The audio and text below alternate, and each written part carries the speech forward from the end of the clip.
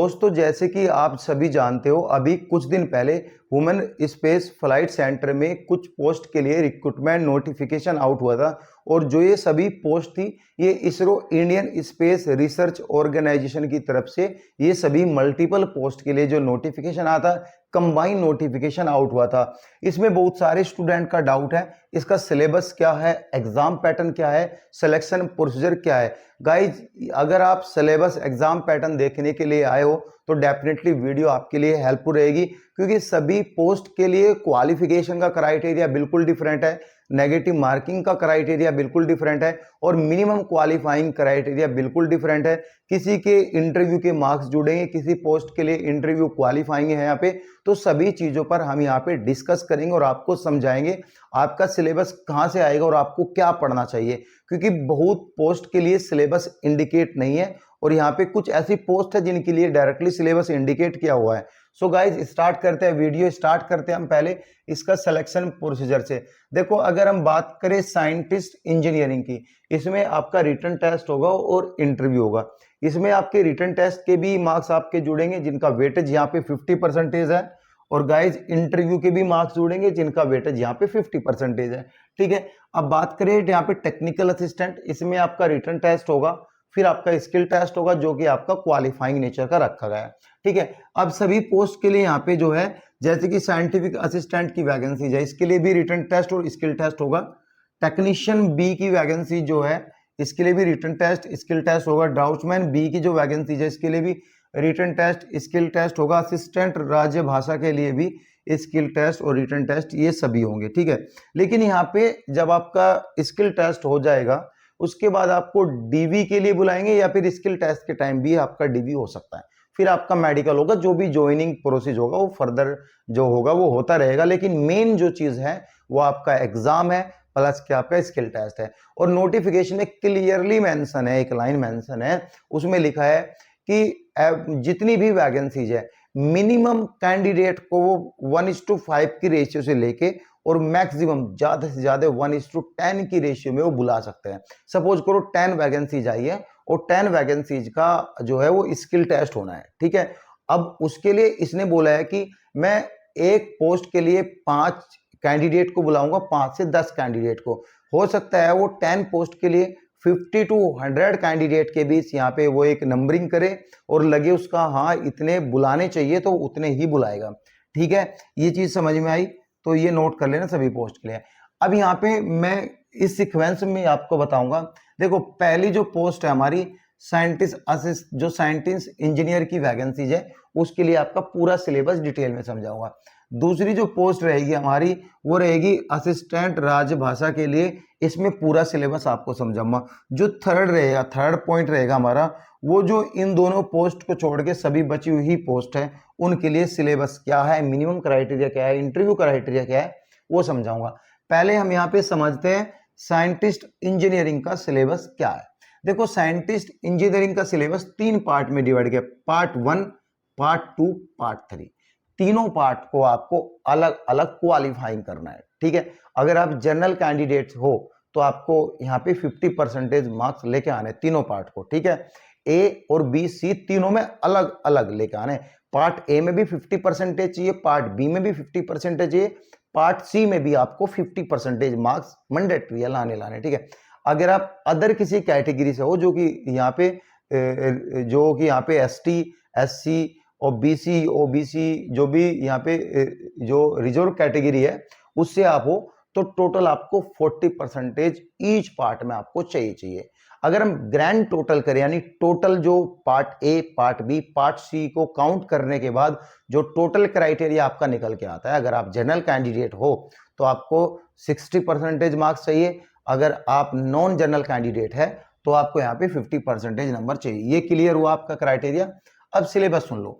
Part 1 में क्या है, पार्ट 1 में जो आपका सब्जेक्ट है, ठीक है, स्पेसिफिक सब्जेक्ट जो मांगा है यहाँ पे, उसमें से आपके 60 मार्क्स के क्वेश्चन आएंगे और जो कि 60 क्वेश्चन रखे गए हैं, हिंदी और इंग्लिश दोनों लैंग्वेज में आएंगे। ठीक है, ये जो क्वेश्चन है आपके एमसीक्यूज टाइप होंगे, मल्टीपल चॉइस क्वेश्चन होंगे, एक क्वेश्चन के 4 ऑप्शन आपको मिलेंगे। ठीक है, इसको पूरा करने के लिए आपको यहाँ पे 75 मिनट का टाइम दिया जाएगा। लेकिन जो ये 60 क्वेश्चन है, ठीक है भाई ध्यान से सुन लो, जो ये 60 क्वेश्चन है इसमें से जो 40% के क्वेश्चन है, 40% जो क्वेश्चन रहेंगे आपके वो बीटेक लेवल के रहेंगे, और बाकी जो 60% क्वेश्चन है वो यहाँ पे एमटेक लेवल के रहेंगे।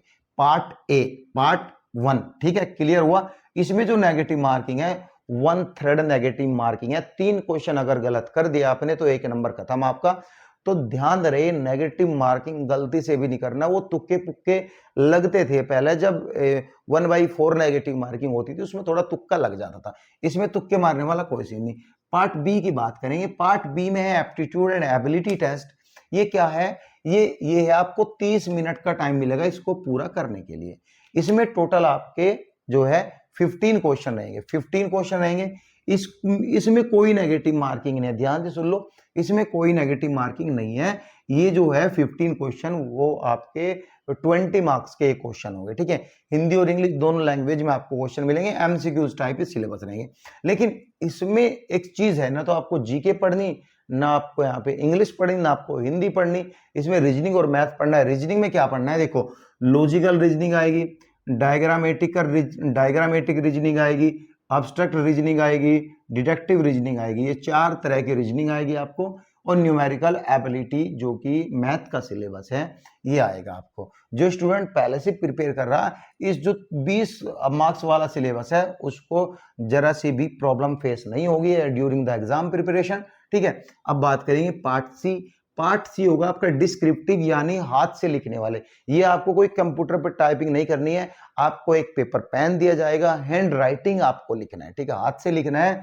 आपको 30 मिनट का टाइम मिलेगा, 20 मार्क्स का ये होगा, और ये आपके टेक्निकल क्वेश्चन आएंगे, हाथ से लिखना है, इसमें भी कोई नेगेटिव मार्किंग नहीं है। क्लियर हुआ? टोटल अगर मैं बात करूं, ग्रैंड टोटल जो है आपका ये 100 मार्क्स का है। ग्रैंड टोटल आपका 100 मार्क्स का है, लेकिन जो इसकी वेटेज है वो 50 मार्क्स की वेटेज होगी। वो कैलकुलेशन करेंगे जो ये इसरो वाले, ठीक है, क्योंकि 50 मार्क्स की जो वेटेज होगी वो यहाँ पे इंटरव्यू की वेटेज होगी। ये आपको समझ में आया सिलेबस? कुछ भी डाउट हो तो कमेंट कर देना। रॉन्ग स्टडी, रॉन्ग प्रैक्टिस बिल्कुल मत करना, क्योंकि रॉन्ग प्रैक्टिस करोगे वो आगे आपके लिए बहुत ही नुकसान होगा। तो हमेशा राइट डायरेक्शन में आपको प्रैक्टिस करनी है, ठीक है। अब बात करेंगे यहाँ पे असिस्टेंट राजभाषा के लिए। इसमें सबसे पहले आपका रिटन टेस्ट होगा, फिर स्किल टेस्ट होगा, वो भी हम देखेंगे क्या क्या है, ठीक है। देखो, रिटन टेस्ट में इसमें 200 एमसीक्यूज क्वेश्चन आएंगे, ठीक है। 200 एमसीक्यूज में आपको पूरा करने के लिए 120 मिनट्स का टाइम मिलेगा आपको, ठीक है। इसमें नेगेटिव मार्किंग 1/4 नेगेटिव मार्किंग है। इसमें हाँ, इसमें आप तुक्के लगा सकते हो, क्योंकि 1/4 मतलब 4 क्वेश्चन गलत करने पर यहाँ पे 1 नंबर कटेगा। इसमें कैसा था? 1/3, 3 क्वेश्चन गलत करने पर आपका 1 नंबर कटेगा, ठीक है। और ये जो क्वेश्चन है, जो 200 क्वेश्चन आएंगे एमसीक्यूज, वो 200 मार्क्स के हैं, हिंदी और इंग्लिश दोनों लैंग्वेज में सिलेबस है। लेकिन पार्ट इसके भी 4 है, लेकिन इसमें एक चीज है, इसमें ये चीज है, आपको चारों पार्ट को मिला के मिनिमम क्वालिफाइंग मार्क्स लेके आने हैं, चारों पार्ट को मिला के। इसमें कोई स्पेसिफिक क्राइटेरिया नहीं है कि आपको ईच पार्ट आपको इतने मतलब इतने मिनिमम क्राइटेरिया आपको मेंटेन करना है और इतने लेके आने हैं, ठीक है। अब पार्ट ए में क्या है? पार्ट ए में आपके हिंदी लैंग्वेज और ग्रामर के क्वेश्चन आएंगे, जो कि 50 क्वेश्चन है, ठीक है। पार्ट बी क्या है? पार्ट बी जो है वो जनरल इंग्लिश का है, इसमें भी 50 क्वेश्चन है। पार्ट सी क्या है? वो क्वांटिटेटिव एप्टीट्यूड प्लस के जी के 50 क्वेश्चन है। पार्ट सी है जनरल इंटेलिजेंट रीजनिंग, 50 क्वेश्चन है। अब यहाँ पे अगर मैं बात करूं तो यहाँ पे 25 क्वेश्चन थोड़े अलग है। वो अलग इसलिए क्योंकि जीके याद करने में, बाकी लिमिटेड सिलेबस है, एग्जाम कवर हो जाएगा, कोई बड़ी बात नहीं है। मैंने बोला ना अभी, राइट डायरेक्शन में आप स्टडी करोगे, प्रैक्टिस करोगे तो एग्जाम इजीली क्लियर हो जाएगा। मिनिमम क्वालिफाइंग मार्क्स क्या बोलते हैं यहाँ पे? मिनिमम क्वालिफाइंग मार्क्स आपको 50% ईच पार्ट, यानी 4 पार्ट है, चारों पार्ट में अगर आपके 50% मार्क्स है, तो यूआर कैटेगरी से अगर आप हो तो यहाँ पे आप जो एग्जाम को क्वालिफाई तो करोगे, लेकिन जो मेरिट लिस्ट बनेगी वो अलग ही लेवल की बनेगी। ये मिनिमम क्वालिफाइंग क्राइटेरिया, ठीक है।